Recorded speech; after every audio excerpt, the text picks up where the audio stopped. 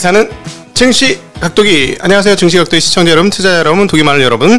2월 12일 목요일 아침이 환하게 밝고 있습니다. 날씨도 많이 따뜻해졌고요. 그리고 오디오 클립으로 듣고 계신 청취자 여러분, 그리고 팟빵 여러분들도 모두 반갑습니다. 네, 미국 시장이 멋지게 올라주었습니다. 오늘 미국 시장 올라온 데는 반도체 주식들이 최선두에서 시장을 끌었죠. 필라델피아 반도체 지수가 무려 3.35%나 올랐고, 미국 기술주들이 전반적으로 많이 올랐습니다. 이게 법안하고 상당히 관련이 있고요. 그리고 전반적인 강세를 보여줬고, 또 하나 여기에 부스터샷이 하나 더 붙었던 거는 그 연방준비은행 총재들의 발언이 있었습니다. 이 발언들이 작용을 하면서 강세를 또 나타냈습니다. 라파엘 보스틱 총재와 로레타 메스터 클리브랜드 연은 총재가 얘기를 하면서 시장 안심을 상당히 시켜주었고요. 그리고 이제 레피키 애널리스트 하나증권의 그분께서 이제 또 말씀하시는 재미난 내용도 있는데요. 그 머스크가 올해 중순에 물류 교란이 해소될 것이다 라고 예상했습니다. 머스크가 이렇게 얘기했기 때문에 상당히 신빙성이 높습니다. 상당히. 자, 그렇다면 올해 중반 이후에는 어떻게 된다? 네, 공급 적체에 의한 인플레이션 요인들이 감소할 것이다 라는 예상 충분히 해볼 수 있죠. 일론 머스크냐고요? 아니요, 일론 머스크가 아니지. 머스크, 유럽 선사 머스크, 세계 1등 선사 머스크, 일론 머스크 아니고요. 일론 머스크라고 하지 마세요. 그냥 머스크. 일론 머스크보다 먼저 있었던 머스크입니다. 네, 그 머스크가 물류 교란이 해소될 것이다 라는 얘기 전했고요. 그다음 재미난 뉴스를 또 레피키님이 언급을 했는데, 홍샹은행이죠. HSBC가 헤지펀드와 패밀리 오피스 상대 사업을 아시아로 확대한다라고 밝혔습니다. 자, 이게 무슨 얘기냐면 이제 아시아 쪽에서 부가 만들어졌다는 얘기가 되겠죠. 은행애들은 철저하게 돈이 있는 데서 하는 경향이 있습니다. 자, 정말 미안한 얘기지만 우리 동네가 잘 사는지 못 사는지 아시고 싶으시다면 밖에 나가서 쭉 둘러보고 은행이 몇 개 있는지 한번 확인해 보시죠. 은행이 많으면 돈이 많은 동네고요. 은행이 없으면 돈이 없는 동네예요. 저희는 은행 가려면 차 타고 한참 가야 되는데, 내가 사는 동네는 은행이 거의 없는데. 그리고 진짜 더 돈 많은 회사 뭔지 아세요? 한국 같은 경우는 증권회사가 많으면 정말 돈이 많은 동네다, 이런 거 보실 수 있겠습니다. 저희는 증권회사가 사방 30km 안에는 증권회사가 없는 걸로 알고 있는데, 제가 사는 곳에는 정말 자본청정 지역에서 살고 있습니다, 저는. 네. 그리고 오늘 핵심적인 내용 중에 하나인데, 이것도 그분이 이제 언급을 하셨는데, AI 기업들 52주 신고가가 속출하고 있습니다. 아주 재미난 얘기죠. AI가 미래다. 자, 올해부터 AI가 미래입니다. 이 부분 굉장히 중요하고, 이 부분에 대해서는 어제 제가 100배, 이름 잘 지었어. 100배 진한 진짜 경제, 진한 경제 TV라고 이름을 지었어요. 진한 경제 TV로 이름을 바꿨는데, 거기 가보시면 저하고 이제 대담, 저를 초청 손님으로 모시긴 했습니다. 그냥 대담하는, 조금 결이 달라요. 제도권 운용자들끼리의 대담이 이제 유동호 본부장님하고 저와의 대담이고, 그쪽은 그냥 주식쟁이들이 만나서 얘기하는 그런 톤의 또 다른, 비제도권 같은 느낌의 그런 이야기죠. 예, 그런 이야기를 거기선 이상하게 더 편하게 제가 좀 얘기하는 성향이 있어서 저희 채널에서 못 들어보거나 못 보게 되는 그런 각도기의 면모를 진한 경제 TV 가시면 확인하실 수 있겠습니다. 거기 이상하게 남의 채널에서 좀 막 지르는 성향이 있어. 거기 사고를 쳐도 뭐 남의 채널인데 뭐 내가 그쪽에서 알아 책임져야지, 뭐 이런 느낌이랄까. 그래서 거기 가보시면 또 확인하실 수 있을 것 같고, 어떤 내용을 했는지, 어떻게 투자해야 되는지, 어떻게 기업 분석을 해야 되는지 구체적인 내용들을 조금 더 이야기를 해봤으니까 참고하시면 좋을 것 같고요. 오늘 핵심은 미국 경쟁법입니다. 미국 경쟁법이 아시잖아요. 520억 달러의 미국 경쟁법이 통과됐죠, 하원을. 그래서 핵심적인 내용은 이겁니다. 반도체 연구 지원 연구하는 것과 그 다음에 생산하는데 520억 달러를 투자하겠다. 우리나라 또 60조예요. 굉장히 큰 돈이고요. 그 다음에 공급망 안정성 강화에 450억 달러를 투자하겠다라고 얘기했고요. 또 하나 AI, 핵물리학, 양자컴퓨터, 동위원소, 기초과학 등등등 등의 집중적인 지원을 하겠다라고 얘기했고, 그 다음에 에너지, 사이버, 기후변화 등 지원을 강화하겠다라는 얘기를 했는데, 이 다분히 누가 이 상대편 카운터 파트너 이런 거를 하는데 카운터 파트너 누가 있는 듯하다고 생각하시면 누가 카운터 파트너일까요? 네, 중국이 되겠죠. 그거는 이제 구체적인 내용들을 조금 이제 엄청 많은데 언론에 보도된 내용들에서 픽을 해보면 그 중국과 러시아, 북한, 이란 이 국가들을 우려 대상국으로 지정을 했고, 이들 국가 출신의 악의적 인재에 대해서는 미국 예산을 통한 연구 개발 및 교육 지원에 배제하는 규정을 만들었습니다. 이게 무슨 말이냐면, 아주 쉽게 얘기하면 유학생들한테 유학 장학금 안 주겠다는 얘기로 저는 들렸습니다. 이게 상당히 크죠. 그러니까 한국 같은 경우도 한국의 많은 인재들이 미국 가서 많이 배워 선진 학문을 배우고 와서 컴백을 많이 했는데, 많은 분들이 미국의 장학금 혜택을 받았죠. 장학금 없으면 학교 다니기 힘들었고 그런 분들이 굉장히 많았죠. 근데 이제 이런 것들이 떨어지면 부잣집 아들 딸들이야, 중국의 부잣집 아들 딸들이야, 그냥 미국 가서 말 타고 클럽 가고 포르쉐 몰고 람보르기니 몰고 그냥 미국에 살면 돼. 공부는 그냥 뭐 알아서 하면 되는 거고. 근데 진짜 열심히 공부로 승부를 봐야 되는 애들은 장학금 없으면 힘들어질 것 같죠. 그렇죠?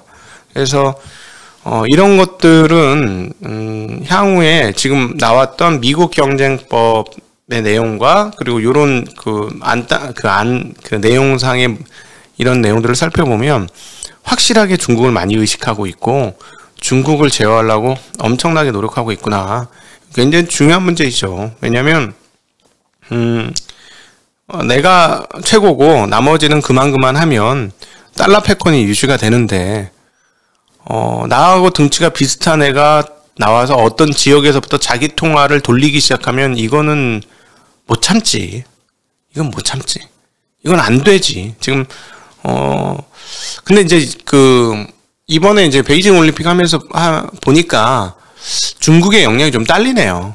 중국의 영향이 좀 딸려서 조금 얘네들이 이제 시간이 더 걸리겠다라는 생각이 좀 많이 들었습니다. 그래서 중국은 이제 그 내치가 중요한 상황이구나 하는 거를 많이 느꼈고요.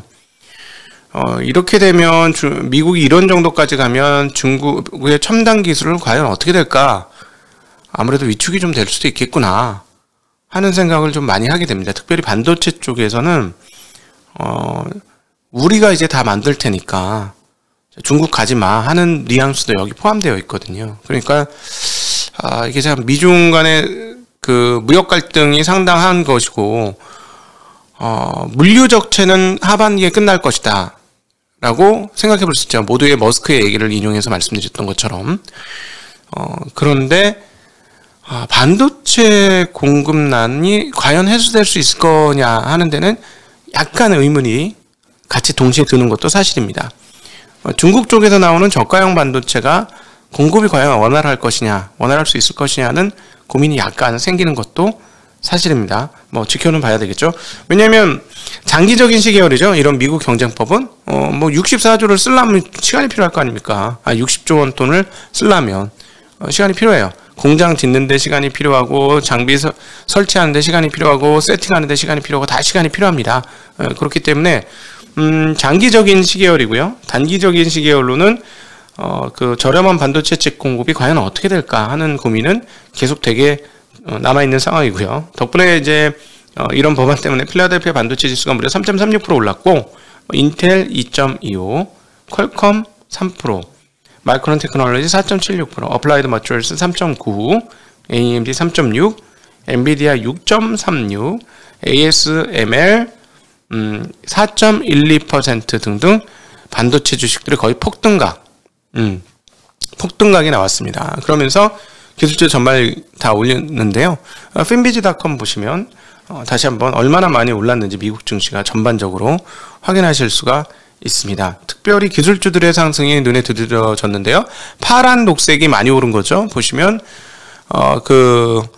아주 그냥 왼쪽 위쪽이 그냥 하나자요. 반도체, 엔비디아를 중심으로 반도체 주식들이 포진되어 있고, 마이크로소프트도 2%대, 페이스북은 빅테크 중에 가장 많이 빠졌던 페이스북의 반등폭이 가장 크게 나오면서 5.37%나 상승하는 기염을 발휘하면서 주가 상승을 했습니다. 그리고 넷플릭스 많이 빠졌던 넷플릭스도 2.3, 디즈니도 3.3% 올라오면서, 그리고 오른쪽 편에 있는 회사들도 보면 소비재나 이런 것들도 꽤나 많이 올라가는 전반적으로 강세장이었다는 거 확인할 수 있습니다. 그럼에도 불구하고 나스닥이 2% 넘게 올라갔고, 다우는 0.86, S&P는 1.45% 올랐으니까 기술주들이 앞장섰다 이렇게 볼 수 있겠고요. 지금 유럽에서는 분데스방크의 총재께서 인플레이션이 예상보다 올해 높을 것으로 예상이 된다고 얘기를 하시면서 올해 금리 인상을 할 것이다라고 얘기를 했습니다. 그래서 시장에서는 6월까지 유럽에서는 10bp 0.1%, 그다음 12월까지는 50bp 0.5% 금리를 인상할 것이다라는 예상을 시장에서는 하고 있습니다. 그럼에도 불구하고 그동안 워낙 금리가 많이 올랐기 때문에 숨고르기를 했고요. 또 숨고르기라는 데는 연방은행 총재들의 발언이 상당히 좀 영향을 미쳤다라고 볼 수 있겠습니다. 자, 보면 라파엘 보스틱 총재께서는 금리 인상과 관련해서 현재로서는 3번의 인상을 전망하고 있다라고 이야기했고요. 4번으로 약간 치우치고 있는데, 우리는 최초의 단계가 경제에 어떻게 반응하는지를 봐야 한다. 그리고 올릴 때는 25% 인상의 관점으로 생각하고 있다. 이렇게 얘기했습니다. 자, 연준 총재들이 나와서 시장 충격을 받고 난 다음에 태도가 약간 누웠어요. 그쵸? 7번 이런 분위기까지 형성됐는데 지금 연방은행 총재들은 4번 자꾸 얘기하고 있어요. 그러니까 시장은 이제 자꾸 분위기가 어떻게 되죠? 채권 금리가 7번이야 하면서 CPI 나오고 CPI 7% 나오면 7번이야 이런 분위기였기 때문에 공언을 해던 것이 좀 누웠죠. 그러면서 10년물 국채 금리가 1.95 미만으로 떨어졌으나 1.945. 그럼에도 불구하고 과거처럼 1.8까지 쉽게 안 떨어지네요. 1.8은 한번 찍고 올 수도 있을 것 같긴 한데, 어쨌든 이번 CPI 보고 나서 CPI가 조금 낮게 나오면 아마 한번 금리가 뚝 떨어지지 않을까. 그럼에도 불구하고 금리는 우상향 방향성일 것이다 라고 저는 계속해서 예상하고요. 로레타 메스터 클리브랜드 연은 총재가 많은 얘기를 하셨는데요. 높은 인플레이션 수치와 강한 노동시장을 고려할 때 3월 회의에서 올해 금리 인상을 시작하는 것을 지지한다 라고 얘기했고요. 2015년 12월에 마지막으로 통화정책을 제고할 때는 우리는 매우 점진적으로 했다라고 얘기하면서, 이번에는 인플레이션이 상당히 높고 고용시장이 2015년보다 훨씬 더 타이트하다. 그러니까 좋아졌다는 거죠. 금리 인상도 빠르다는 얘기고.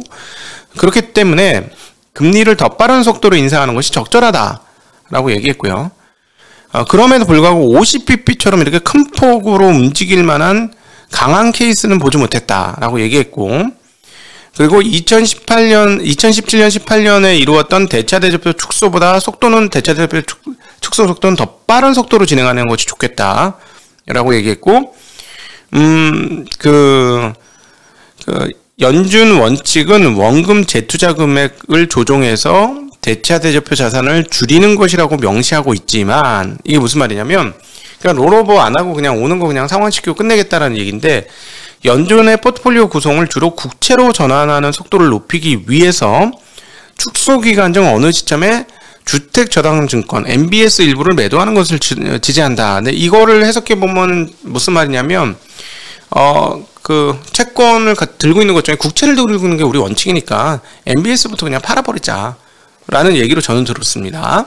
네, 그래서 이렇게 얘기를 했는데, 어쨌든 전반적인 분위기는 금리 인상 폭이 그렇게 커지지 않았죠. 그렇기 때문에 시장 금리도 조금 이제 금리가 떨어졌고, 위험 자산에 대해서도 조금 쉽게 몸을 나갈 수 있는 그런 상황이다라고 말씀드릴 수 있겠어요. 자, 그리고 유가는 지금 현재 다시 90달러 선이고요. 이란 문제는 계속 논의가 되는데 이란이 뭔가 잘 될 것 같으면 유가가 떨어지고 안 될 것 같으면 좀 올라오고 이런 과정 좀 있을 것 같고 역시 인플레이션은 살아 있습니다. 이 유가를 보면. 그래서 지금 이렇게 이제 연준 인사들이 얘기했고 주식시장이 올라갔다고 해서 인플레이션이 죽었다라고 또 생각하시면 안 되고요. 시장은 좀 올라오다가 또 인플레이션 요인이 빵 커지면 또 한번 또 이렇게 떨어졌다. 그러다 그게 또 잠잠하다고 느끼면 또 올랐다가 이걸 계속 반영할 겁니다. 그러니까 인플레이션만 보지 말고 인플레이션을 다루기 위한 연준의 금리 인상에 대한 태도가 어떻게 바뀔지를 시장이 어떻게 생각하느냐가 핵심이에요. 여기는 제가 보기에는 그냥 올해 4번, 5번 이 정도 금리를 올리는데 데이터 디펜던시라고 얘기를 했기 때문에 데이터에 따라 좀 영향을 받을 거지만 아주 많이 영향을 받을 것 같지는 않아요. 제가 보기엔 자기네 원칙에 기준에 비춰봤을 때. 그러나 시장은 그보다 훨씬 더 많이 움직일 거라는 거죠. 인플레이션이 딱 이렇게 나오면 얘네는 어쨌든 자기 갈 길을 가면서 강도가 한두 번 더 추가든 뭐 이런 식으로 움직이는데 여 밑에서는 시장에서는 인플레이션을 보고 이런 7번이야. 아니야 4번이야. 아니야 8번이야. 아니야 3번이야. 이렇게 계속 여기서 왔다 갔다 할 거라는 거죠.